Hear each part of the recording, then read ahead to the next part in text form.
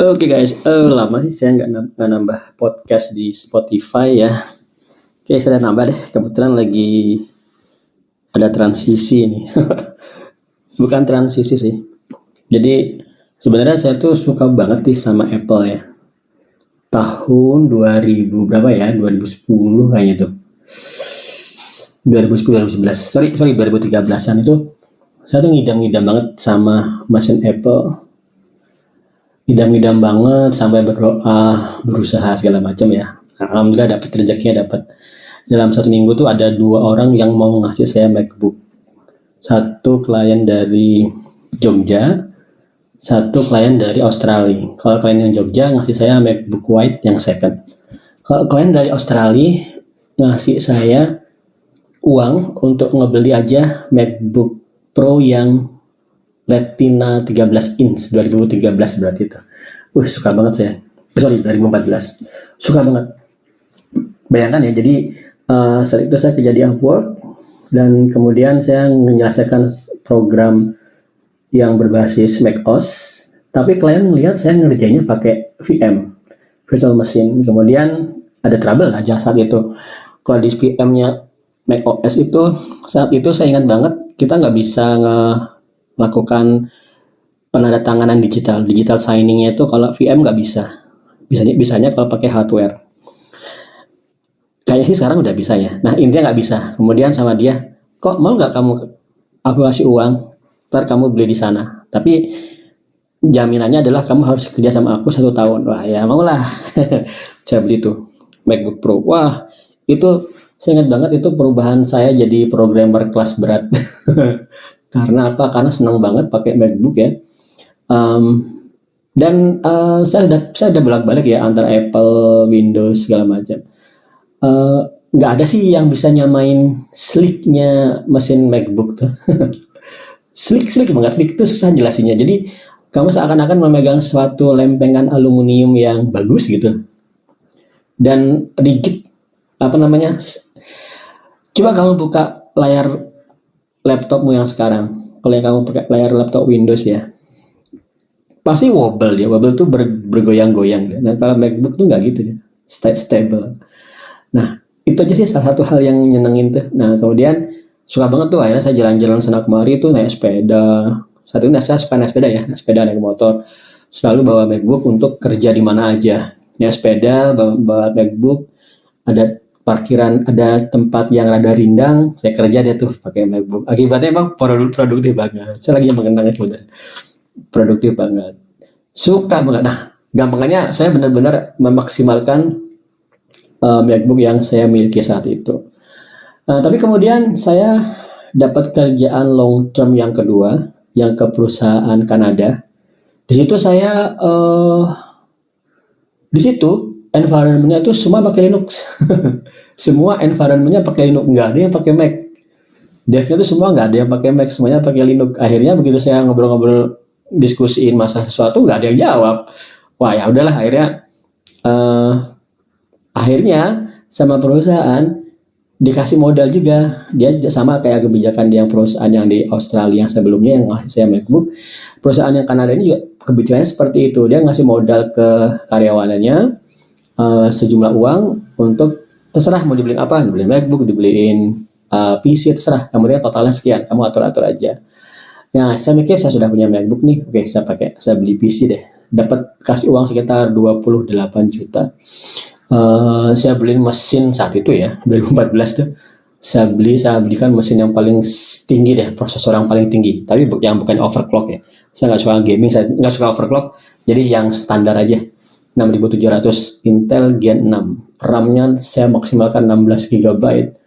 SSD, layarnya yang UHD TV. Saya pakai TV besar ya. UHD TV 49 inch. Seneng banget. Puas banget. Nah, karena saya pakai Linux di PC, lama-lama yang komputer MacBook gue nggak kepakai. Ya jarang-jarang dipakai kalau saya lagi nggak ada pekerjaan yang lain yang bukan pekerjaan yang perusahaan dari Kanada itu. Oke, singkat ceritanya kemudian saya mengatur delegasi pekerjaan yang Kanada tersebut. Saya atur delegasinya, dan juga yang Singapura juga, dan juga yang Australia juga. Ada 3 job yang saya delegasikan. Kanada satu, Singapura satu lagi apa ya, saya lupa. Satu lagi entah yang di Australia. Jadi saya ngatur 3 pekerjaan. Pekerjaan tersebut terdelegasi sempurna. Kamu bayangkan nggak?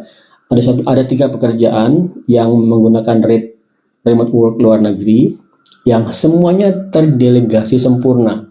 Sempurna itu berarti saya dapat uang makan gaji buta aja, magabut. Ya saya tinggal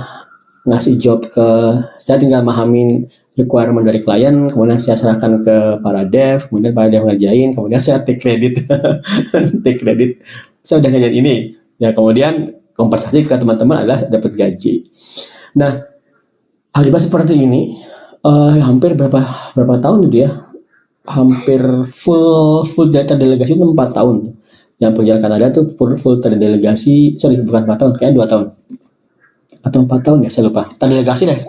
Karena sudah saking nyamannya terdelegasi, saya nggak ngapa-ngapain. Akibatnya MacBook saya nganggur tuh. 2 bulan nggak dibuka.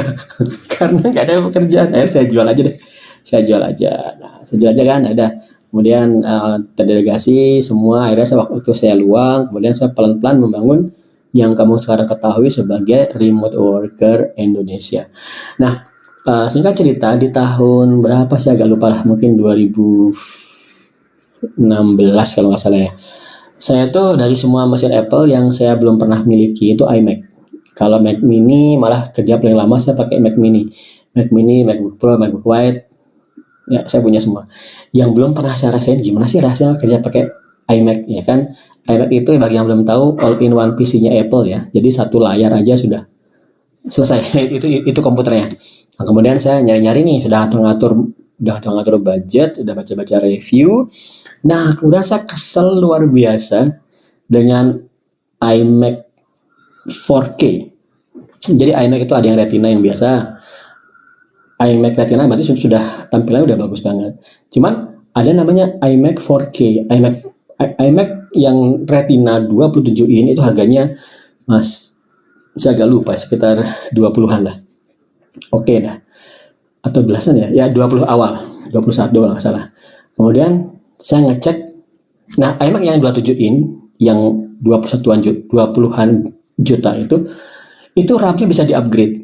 Jadi RAM-nya menjadi 16 bisa, jadi 32 bisa. Saya lupa berapa maksimal. Gampangnya kamu beli RAM iMac 27 in yang 8 GB, kamu jadikan dia 16, gampang. Nah, cuman yang di 4K yang tampilannya lebih besar, tampilan lebih bagus, dan itu yang saya inginkan, itu nggak ada opsi RAM. RAM-nya tuh disolder. Jadi, kok RAM-nya disolder? Jadi kalau kamu beli 8 GB ya sudah, kamu nggak bisa lagi nambahin. Kalau kamu pengen nambahin yang di atas itu, ya udah kamu harus beli yang versi 16 GB. Dan Apple, kalau kamu tahu mesin Apple, perbedaan RAM itu harga bisa melonjak jauh. Mungkin 3 atau 4 juta. Melonjak jauh banget. Nah, kemudian saya cek lagi solusi yang RAM yang bisa di-upgrade apa sih? Ternyata solusi RAM yang bisa di-upgrade itu adalah iMac 5K. Harganya 30-an juta, hampir 40. Itu ngebuat saya kesel luar biasa. Saya kesel banget tuh. Sampai saya benar-benar merasakan kesel banget luar biasa sama Apple. Maksudnya nggak ada alasan teknik kenapa dia harus solder di bagian yang 4K, tapi membebaskan ya bagian yang 5K. Saat itu asumsi saya, perspektif saya adalah, dia ini sengaja nih nge-solder bagian yang 4K agar kalau orang mau yang layar yang 5K, 4K, tapi yang layar di atas Retina, dia diarahkan untuk membeli yang 5K. Jadi yang bukan yang 4K. Nah, saya jaga-jaga banget tuh. Kesel banget sih kenapa harus seperti itu. Nah, saya menilainya si Apple tuh greedy banget. Greedy banget kan, maksudnya maksa banget kita harus nyari yang 5K cuman untuk bisa nambah RAM. Nah, saya ingat banget gara-gara kesel luar biasa itu saya jualin tuh semua produk-produk Apple yang saya punya, iMac, MacBook Pro, MacBook udah jual duluan ya, iMac, keyboardnya, mouse, semua saya jual tuh. Saya fokus ke sistem Windows sampai tahun 2021 sekarang. Nah, saya tuh orangnya ekstrem kanan dan ekstrem kiri ya, jadi saya nggak pertengahan. Jadi kalau saya suka banget sama Apple, ya udah saya suka banget. Kalau nggak suka banget, saya nggak suka banget. Nah, saya caci maki tuh Apple di sosial media. Saya caci maki dan kayaknya nyebelin banget dah. Saya tinggalin Apple, fokus ke Windows. Nah, asik sih. Ya asik sih, saya nggak bisa merasa dua kubu ini nggak bisa dibenturkan ya. Kamu nggak bisa benturkan, kamu nggak bisa bilang Apple tuh lebih baik atau Windows itu lebih baik. Mereka lebih baik pada aspeknya masing-masing. Contoh, kamu nggak bisa main games di Apple. So far, seenggaknya kamu belum bisa. Kalau kamu mau game yang terkini, itu ya adanya di Windows. Dan juga support grafiknya luar biasa di Windows untuk ukuran game untuk entertainment game. Tapi kalau untuk kerja secara berat saya tetap mengakui dari dulu tuh Apple luar biasa sih. Kalau kamu punya MacBook itu rasanya baterainya nggak habis-habis tuh loh. Stabil aja baterainya. Uh, Apalagi dengan yang sekarang ya MacBook M1 itu. MacBook M1 itu luar biasanya adalah kalau kamu beli MacBook M1 yang Air sama yang Pro, lebih baik yang Air aja. Kalau semua sama-sama base system yaitu 8 GB. Nah, kenapa? Karena banyak testing itu hal yang bisa dilakukan MacBook 16 GB Pro sama yang MacBook Air M1 8 GB itu selisihnya sedikit banget. Kamu nggak akan terlalu bisa merasakan selisihnya. Akibatnya sudah kan bedanya lumayan tuh. Nah, cuman yang MacBook Pro M1 8 GB itu ada touch bar-nya. Itu aja sih. Nah, saya sampai menelan ludah sendiri. Dikata-katain teman angkatan, dikata-katain istri. Katanya dulu benci Apple, kalau saya pakai Apple lagi. Anak saya juga komplain. Anak juga nanya, kenapa habis suka pakai Apple lagi? Katanya dulu nggak suka Apple. Saya cuma bisa cengir aja deh. Nah, sekarang sih saya nih kebetulan nih saya ingin merasakan sebagai newbie saat ini. Newbie apa? Newbie di Swift Programming Language, bahasa pemrogramannya Apple. Jadi teman-teman di RWID yang sudah gabung di RWID, kalian akan bisa mendapatkan course Swift. Semoga dalam hitungan 1 bulan ini, karena saya suka banget mempelajari sesuatu dari awal. Dan teman-teman, kalau kalian tanya Mas Ako, sebaiknya saya pakai Apple atau Windows?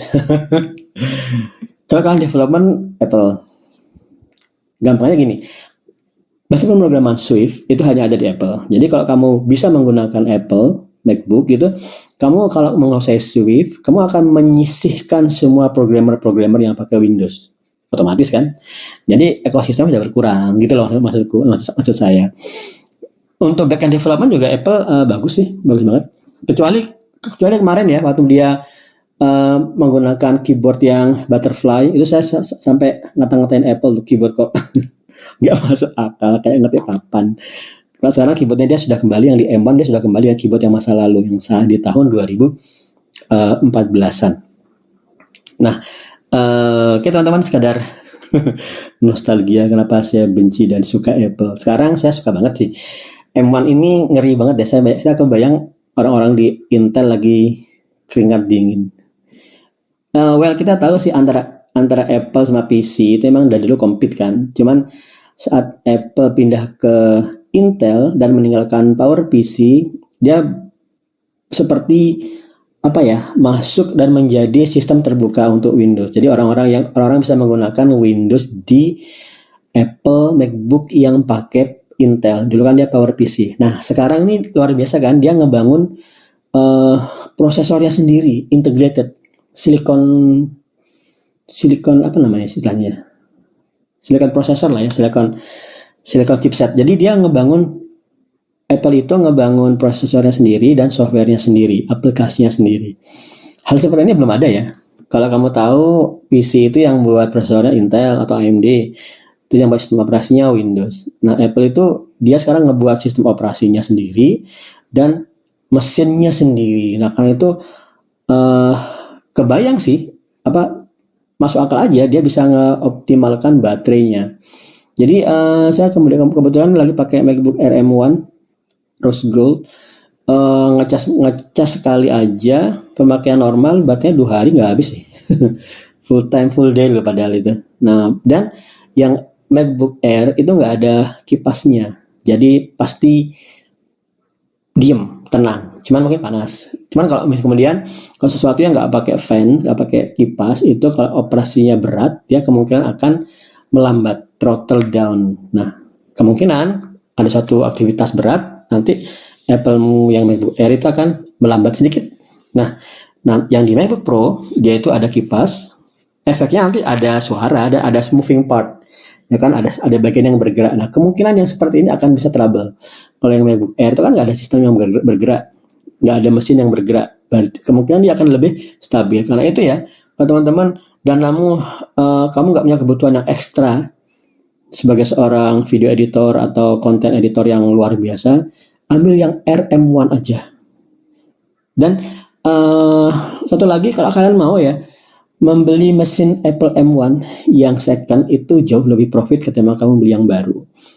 Kamu beli yang baru, yang MacBook Pro, MacBook Air itu bisa di angka 17 juta kalau nggak salah, 17-18 juta di iBox. Kalau kamu beli yang secondnya, kamu bisa dapat di angka 14,5 juta. Ini saya dapat di angka 14,5 juta. Saya beli secondnya loh ya, karena saya ngerasain banget loh kalau kamu beli suatu barang komputer, kalau kamu beli yang Apple itu depresiasinya nggak banyak. Saya pernah cuman depresiasi dalam setahun itu cuma 1 juta. Itu nggak bisa kamu lakukan hal yang seperti itu di PC. Saya punya PC HP Envy 16 juta. Kalau saya jual lagi, syukur-syukur laku 7 juta itu. Depresiasinya jauh banget. Nah, karena itu, akibatnya kalau kamu beli MacBook Air yang second, depresiasinya paling cuma 500.000 nanti tebakan saya loh ya, dalam setahun. Gitu. Tapi kalau kamu beli baru ya tentunya ada terdepresiasi. Oke gitu teman-teman, rambling sedikit tentang topik apa ini, kenapa saya pindah ke Apple lagi. Thank you, see you in the next podcast. Tapi lebih sering di Instagram sekarang ya, RWID itu.